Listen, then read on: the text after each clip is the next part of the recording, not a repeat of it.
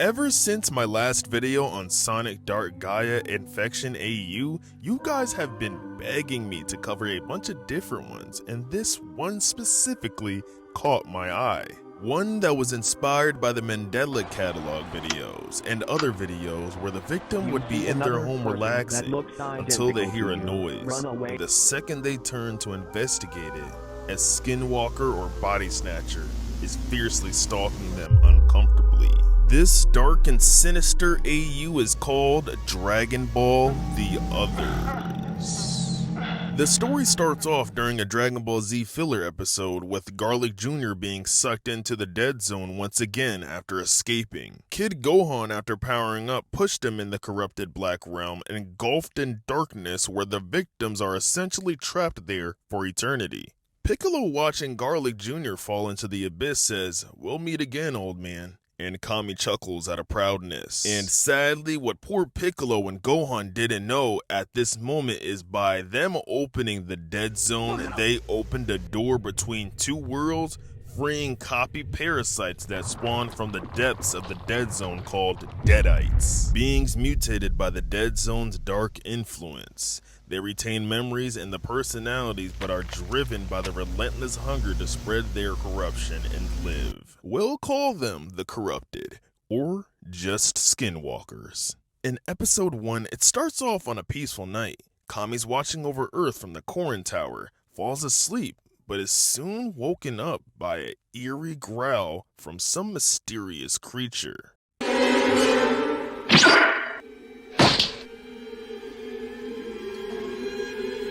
I am you. You are me. You complete me.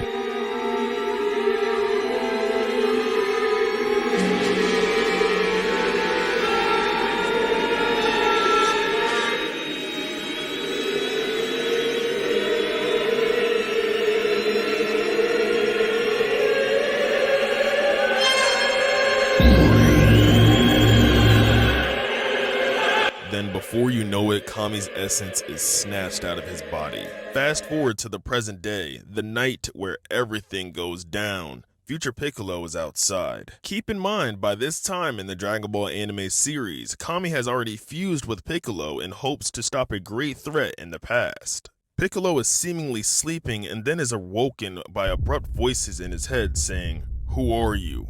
Who are we? Who am I?" The next episode is called A Beautiful Family. It's late at night and Goku's family are inside enjoying their dinner. Trunks is spending the night and Chi-Chi's cleaning the kitchen after cooking dinner. Suddenly, the power shuts off. Everybody, including Goku, is seemingly confused until he sees Piccolo charging up a ki attack and yelling, "Goku, run away." Without questioning, Goku grabs Goten and Trunks and teleports away with Chi-Chi holding onto his back to Kami's house. But before Goku can teleport back, Chi-Chi gives him the face someone usually gives to warn someone to be careful. Goku smiles and reassures everything will be okay and tries to teleport back. But in order for Goku's teleportation to work, he needs to sense Piccolo's energy, but he doesn't. Something's off, because he senses his own energy. Goku leaves. Worried about what's going on, Goten comforts his mother, and then gets a tap on the shoulder by one of the Corrupted. Then the screen goes black. Chi-Chi stabbed the creature and said, "Don't touch my Goten." How'd she do this? Well, she's Chi-Chi. She's been whooping Saiyans with a higher power level. And that's when Trunks extends his arm out, putting the Corrupted out of its misery, and the video ends. What's interesting about that Corrupted or Skinwalker, based off the Saiyan armor, it seems that the Deadite took the body of a Goten from an alternate timeline where he was raised on planet Vegeta with other Saiyans. Following up with Goku in episode 3, remember, he teleported to a place that had his exact same ki or energy, and this is when the tapes get more disturbing. Goku finds himself surrounded by doppelgangers of himself from alternate timelines. Goku Black, who seems to be wearing the Platara rings, and in this AU somehow survived Zeno's wrath in the future. There's Dragon Ball Z Goku, maybe from a movie or a non-canon episode. There's also Bardock, his dad, who he looks very identical to, and also Kid Goku's. Notice how these interdimensional parasites don't care about just taking over Goku's bodies in alternate timelines. They just want to take over someone that looks identical to you. And unfortunately, Dragon Ball is just one of those series where everybody has doppelgangers. Goku at this point is disgusted and weirded out. He even confuses one of them as Gotenk and yells out, "Who are y'all?" And after one attack, immediately goes Ultra Instinct to erase the Skinwalkers, and the tape ends with him saying, "Bring it on." Episode 4 begins where it left off with Goku and UI. But something's off. He immediately powers down and UI is gone. Then corrupted Bardock, wasting no time, slashes Goku across the chest. Goku goes Super Saiyan, but that doesn't work either, turning the situation from manageable to dire. Goku, helpless in this situation, starts to get beat up savagely by the creatures.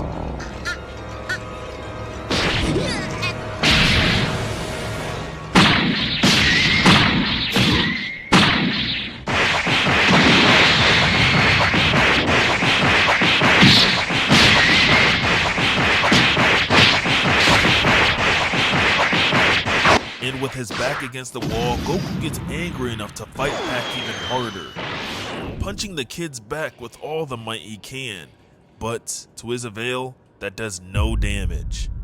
And from a distance, he watches petrified as Z Goku gets on all four and starts crawling towards Goku.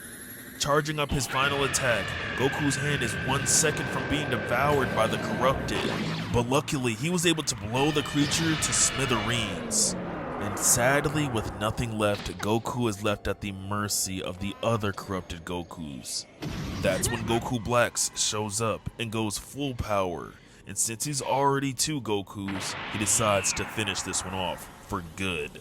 Goku says in his mind, "I don't understand, but I can't let it end like this," and calls for the flying Nimbus, just for the creature to sit there and watch Goku, who barely makes it out alive, get away, saying, "You can run, but you can't hide." It's episode 5, and now this is Gohan's house, the night the corrupted infiltrated the main universe. Gohan and his girl Videl are trying to calm down his daughter so that she can go to sleep, and eventually they succeed.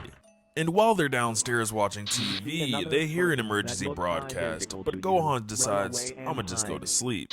Moments after this, while Pan is sleeping, a disturbing version of Gohan with white fangs similar to a venomous spider wakes up Pan. Seeing the monster's face causes her to scream out in fear, and her parents dart up the stairs after hearing this, while unfortunately at the same time missing the call from his mother Chi-Chi that was probably going to tell him what just happened. Upstairs, Pan sees her dad run in, but she doesn't see Gohan. She sees the monster still.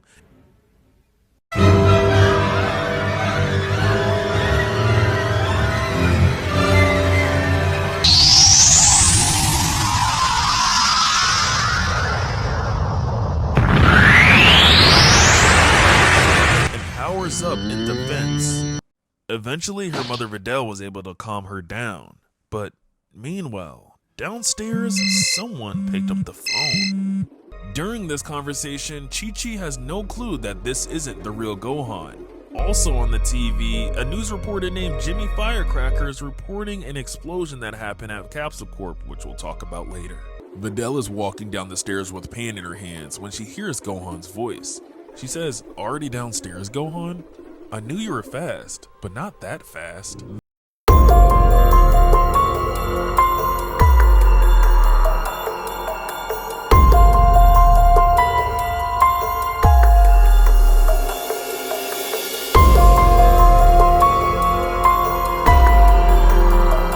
Him and become him. This is when things kinda get disturbing, as the corrupted Gohan revealed that not only did he have the choice on whether or not to take over Yamcha or Gohan's body, but he did kill Yamcha and decided, "I'm going to take over Gohan's body. If I can't have them both, one has to go." Then he starts to go into detail, and immediately Gohan cuts him off, saying, "I've heard enough. You won't get away with this." Sadly, when Gohan goes in for an attack, he quickly realizes that he's no match, with the creature being faster than him and stronger, taking blows to the face head on. It's interesting how strong Z Gohan is compared to present-day Gohan. Present-day Gohan is massively stronger than the Gohan from the past, which is Z. It just goes to show how much of a power boost the Deadites give to their host. It then breaks Gohan's arm with a smile on its face, and before it can take the soul from the defeated Gohan, Piccolo comes and shoves the creature away, saving him. At first, Gohan sus of Piccolo, but Piccolo reassures him that it's him and they need to get out of there now. Off rip, if you haven't noticed by now, Piccolo is special and most likely is the hero in this AU. If you really think about it, Deadites take full control of their hosts, but for Piccolo's race, which are Namekians, they can't really do that. This is because throughout the Dragon Ball series, Namekians can fuse with other beings and retain full control over their body and mind. Unlike others that do, Namekians still keep access to their body and actions. Piccolo then warns Gohan's family to leave and then begins to fight corrupted Gohan.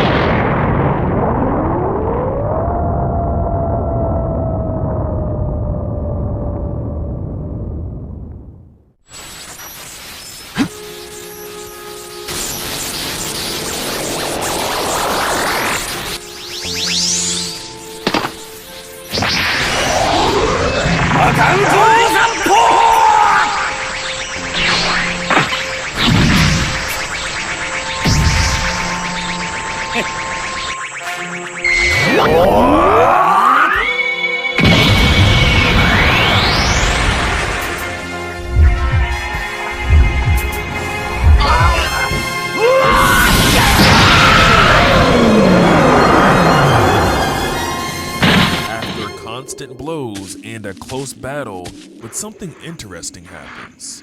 Corrupted Gohan stares at Piccolo and says, "I can see you through him. Why did you help them?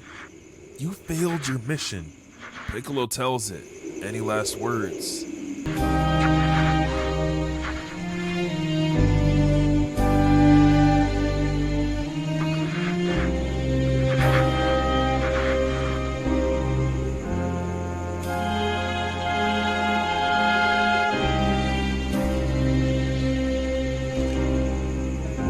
Then the life of the body the Deadite stole starts to flash before his eyes.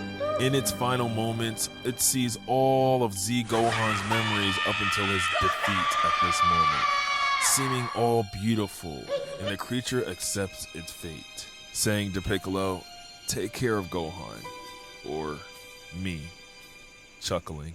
I don't know about you, but I'm sure a lot of people are starting to feel remorse for the Deadites after this. Looking at the Deadites' final words, after being trapped in the darkness of the Dead Zone for so long, all they ever wanted was to live and have fun. And that's all they really care about. Maybe their way of trying to achieve such happiness was very dark, but you can't blame them for that, because that's all they know. And Piccolo is told by the Deadite inside of him, who doesn't really like killing his peers, to eliminate it. After it's revealed that Gohan was watching this whole time from a distance, which enrages Piccolo. Because Gohan is being so naive in this moment, he could be putting his family and even the world in danger. But Piccolo calms down and they fly away, talking about the lore on how Piccolo became fused with a Deadite. Of course, we already know it's because of Kami. In the next episode, we're tuning in on Broly. Some Dragon Ball fans are probably saying this and saying, wait, Broly doesn't live on Earth? Well, in this AU, Chile was kind of bored of living on Broly's planet, so she decided, let's go live on Earth, because it's funner. Now, taking place on the same night of the attacks, we're showing Broly's perspective of it all. And not only is his movie interrupted by the emergency broadcast about the Skinwalkers, but Chile calls him. She's venting to Broly on how bored she is after being stuck on Beerus's planet for about 3 months already. Beerus, if you didn't know, is known as the god of destruction in the Dragon Ball universe and also has a crush on Chile. And she basically goes on unknowingly revealing that he has bad riz. Meanwhile, something's came out of the shadows, approaching the back of Broly. And Chile, spotting it through the camera, says, "What is that?" Then screams for Broly to watch out, and the phone cuts off. Broly hears a loud grunt and turns around in utter disbelief. It's himself, a corrupted Broly from the Dragon Ball Z movie. Broly asks it, "Who the hell are you? How did you get in here?" And catching Broly's strike, the monster mutters, Broly. Broly is then confused on how it knows his name, but all the thing can say is Broly and seemingly isn't hostile towards him. But then it points to another corrupted Broly.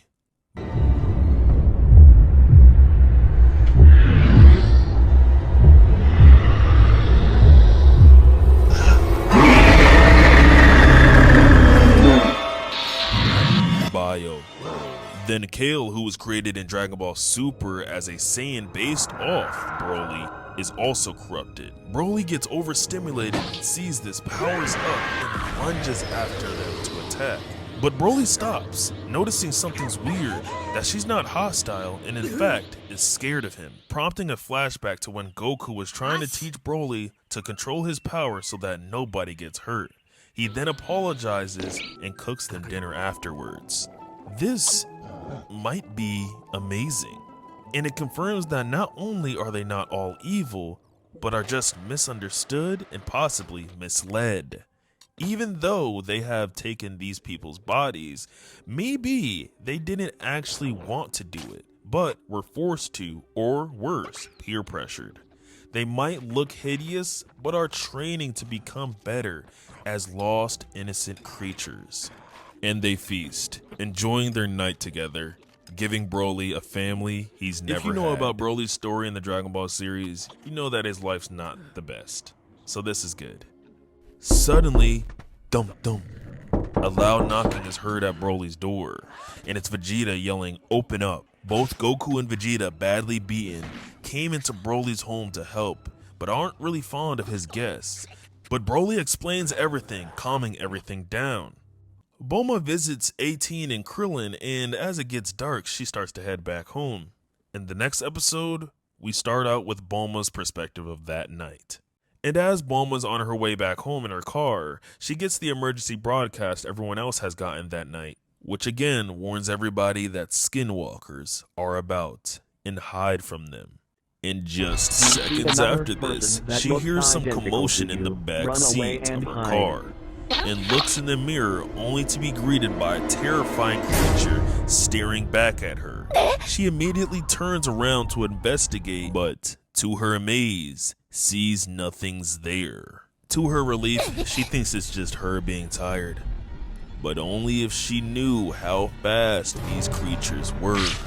When she notices it's in her passenger seat, it's too late, and she's quickly grabbed by the neck and looking towards her gun for self-defense. She yells, "Get the F," and shoots her gun.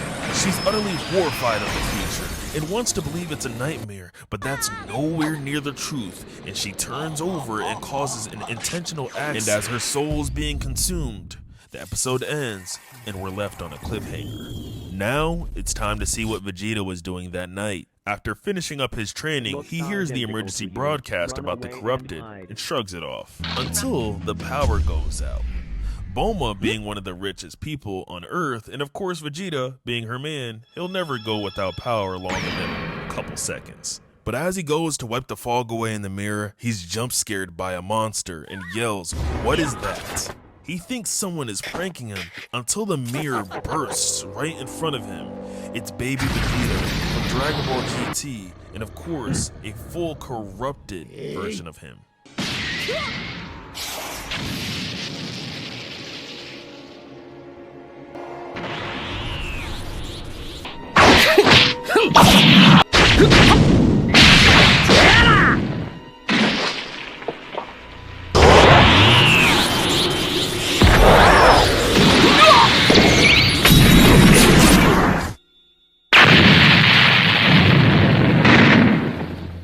At first, Vegeta believes that it's an android created by Bulma, but he doesn't want to believe that. And that's until Goku contacts Vegeta telling him that they are under attack and that he needs to save everybody and flee. Vegeta, of course stubborn, wants to eliminate the threat instead of fleeing to save everybody. And goes Super Saiyan God.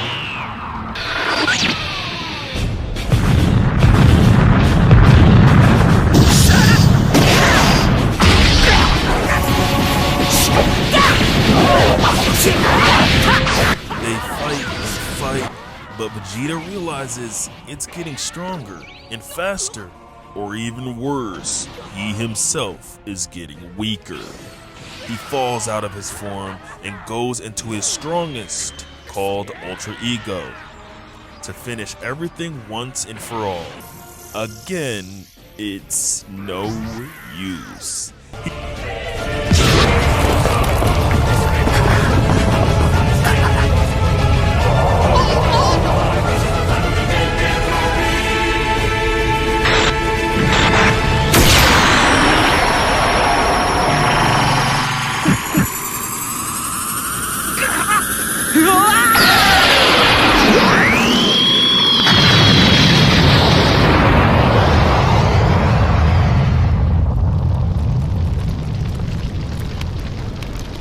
Defeated and about to be finished off, and instead of losing his soul to his worst nightmare, he does end up fleeing barely, escaping the blast.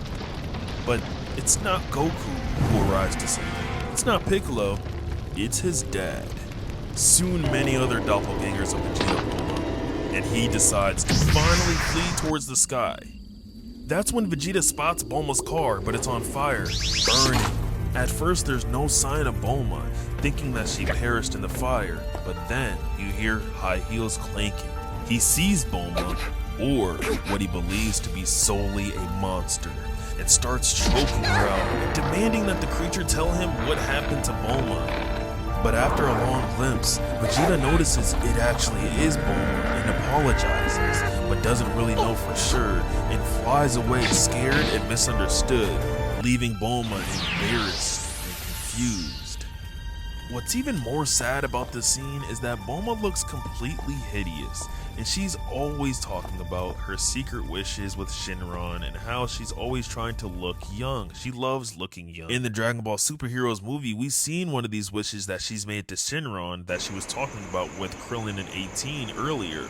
And now she's walking down the streets with her skin charred from the burning, looking unrecognizable. And that's it. The series ends there for now. Make sure to subscribe to not miss out on any of the next parts. God bless you people, and thank you for watching up until the end. Love you guys. Peace.